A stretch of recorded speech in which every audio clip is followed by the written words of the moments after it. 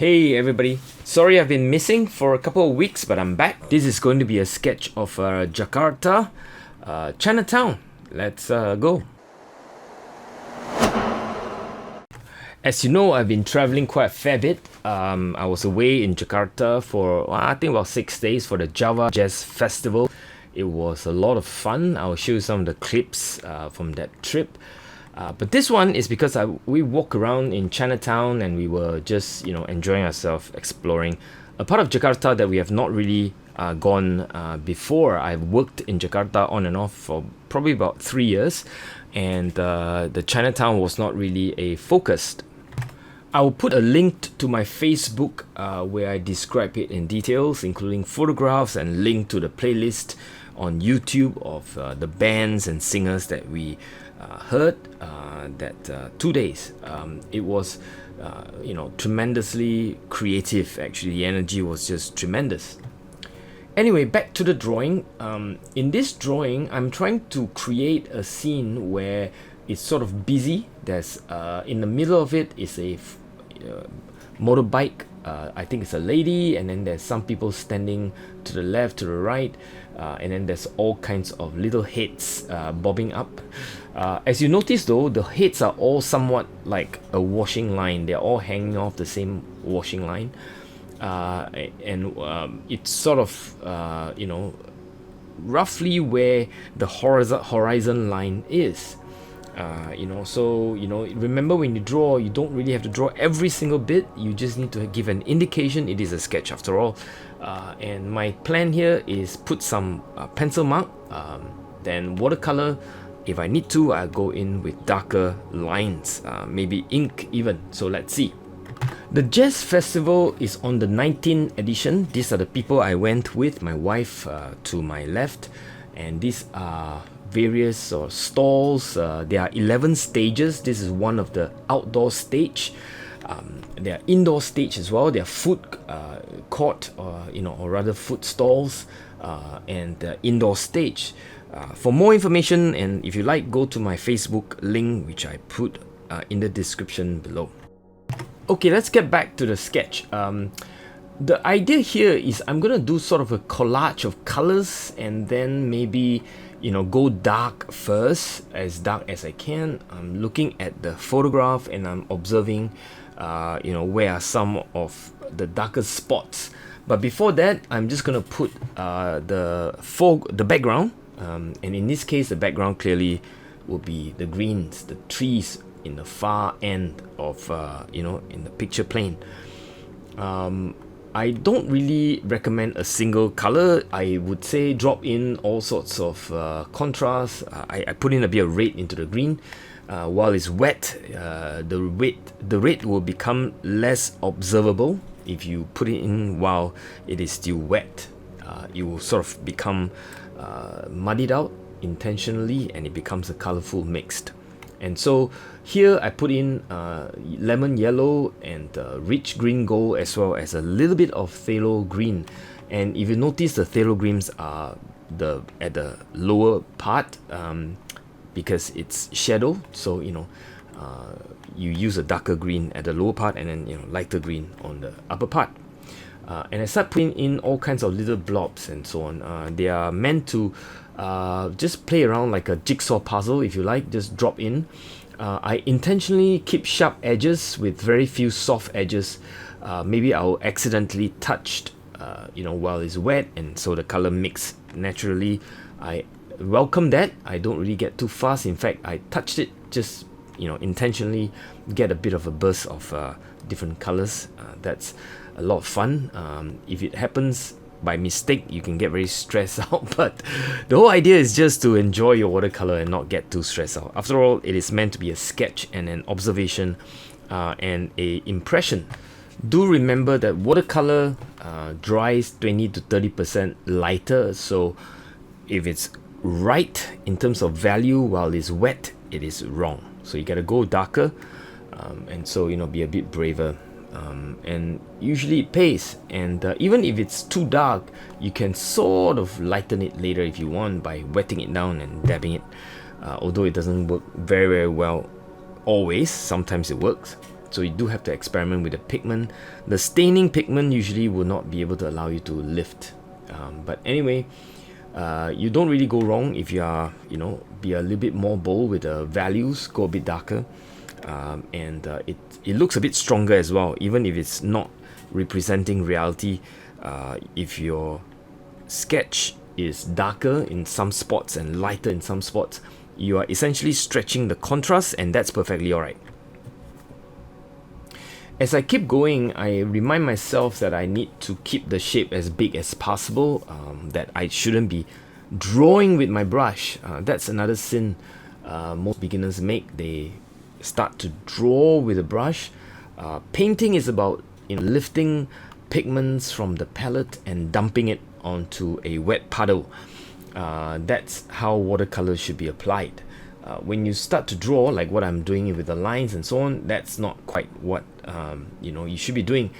So don't do what I do, but do what I tell you to do. But you get the idea. Although it's important at the end when you have sort of lay your first wash, second wash, you do have to draw, and usually the drawings are using fine line. I'm going to use a technique later on which I've used quite often. That is to use my fountain pen for the thin line, and that is to get very, very thin line that you can't get with your brush. You see what I mean shortly. But here, as you can see, I'm continuing to dump all sorts of colors. There are purples. Usually my purples are a mixture of blue and red. And I'm trying to sort of fill up the page with patches of color, almost like kaleidoscope of colors, if you like. And I'm very careful in painting over the heads, basically using negative shapes to leave the head white, paper white. Later on I'll go over with skin color. That's the intent. So at this point, if I'm evaluating it, I would say that I need a little bit more darks. If you look at the photograph, there's way more dark spots, and I'm not going dark enough, even though I've already started to go in with my colorful patches of yellow and reds and blue. So I'm going back with darker darks and trying to put in those darks that I see on a photograph. I'm not trying to be accurate. That's the thing about doing an impression. It is not really accurate per se. When you're drawing something accurately, it looks like illustrative, especially if you've got thick pencil or pen line. Here the idea is just to get a feel for the darks, the blotches of darks, the various blobs of very interesting colors I see.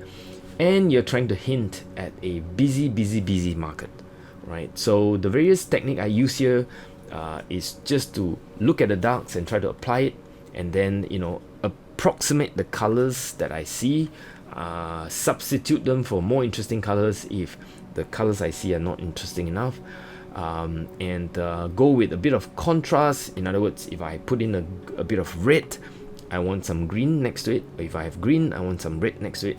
If I have purple, I want some yellow next to it. If I'm blue, I have some orange next to it, and so on and so forth, playing with sort of different contrasts, if you like. You are, after all, the artist, and you have every right to do it however you want.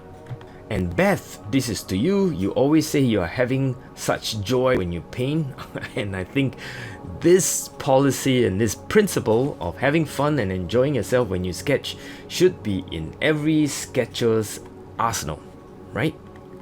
I think Beth will absolutely agree with me for sure. So as you can see, the small dots are reserved for somewhat in the middle, and then the bigger spots are away from the center. And that also kind of play around with sizes. Sizes is a way of allowing you to do contrast as well. Big shapes, small shapes, those are contrast. Colors, that's another contrast. And that's various ways of applying your colors. And I'm already drawing with my brush, which I told you not to do, but anyway, I can't help myself, and I know some of you can't either. So again, there's no right or wrong.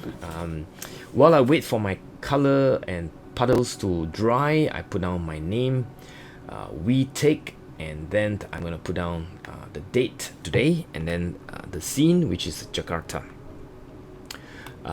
Sometimes I forget when I took a photograph and when I draw it, and in this case it's almost 2 weeks past, because I've traveled quite a bit. I've been to many other places since Jakarta, and at this point of the sketch, let me just talk a little bit about how I intend to finish it.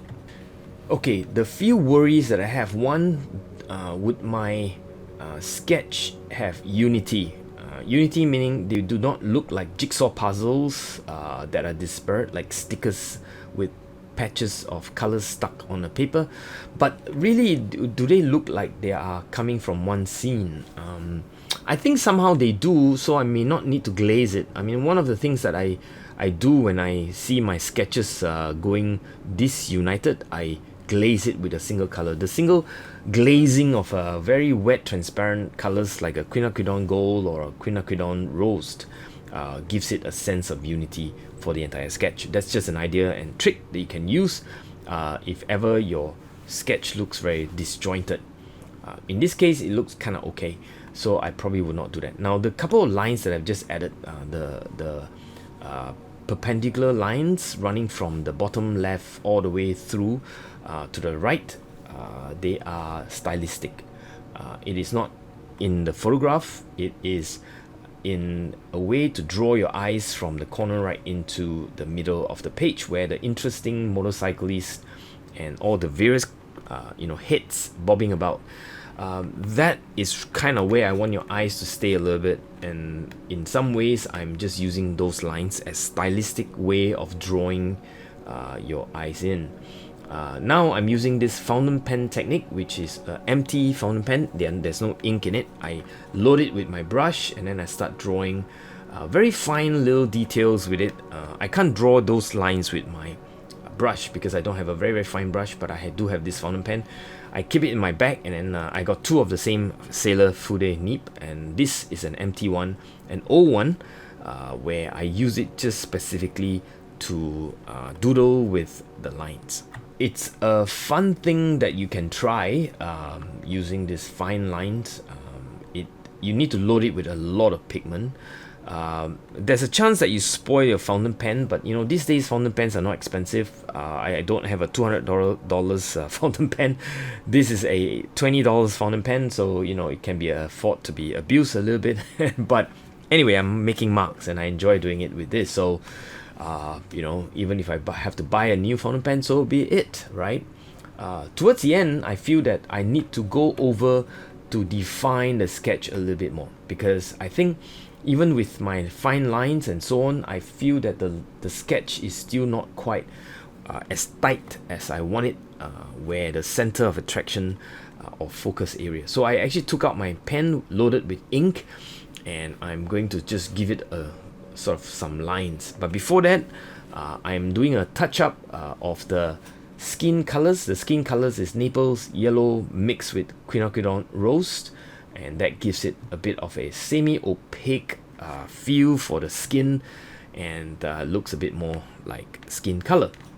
So now I'm going in with my fountain pen and I'm drawing some lines, strengthening the edges of certain shapes and making the sketch a little bit more readable. Readability is very important, and it is something that you have to remember. Strive for readability. In other words, what would your audience see? If you don't see it, chances are they don't see it either. So make sure you can see it. And when you draw the lines, it is to strengthen the shape, strengthen the symbol of what you're doing. So that's it. I hope you enjoyed this episode. I hope that you stay safe wherever you are. This is We Take Out for this week. I will be out to Penang Friday onward. So I'll try to do another episode this week before I leave. All right, bye.